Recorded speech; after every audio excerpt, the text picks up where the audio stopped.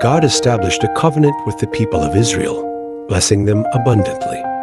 The history of Israel begins as a journey of God's faithfulness and the people's call to obedience.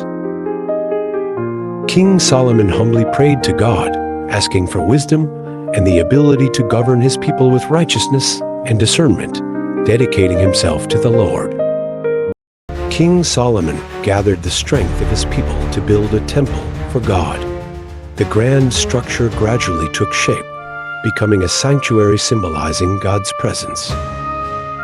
On the day of the temple's dedication, Solomon offered prayers of gratitude and praise to God. As God's glory filled the temple, the people bowed humbly in worship.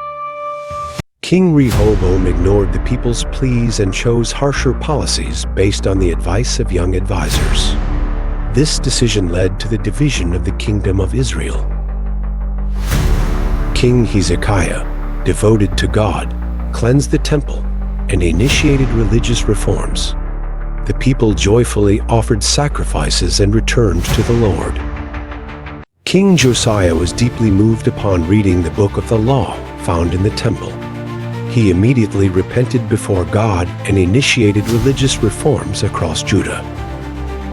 King Nebuchadnezzar's army invaded Jerusalem, destroying the temple. The people were taken captive, marking the desolation of the kingdom of Judah. King Cyrus, moved by God, decreed that the Israelites could return and rebuild the temple. The people, filled with gratitude, began preparing for their journey home. Though Israel faced many hardships and exile, God fulfilled his promise of restoration and salvation. His covenant remains unchanging forever.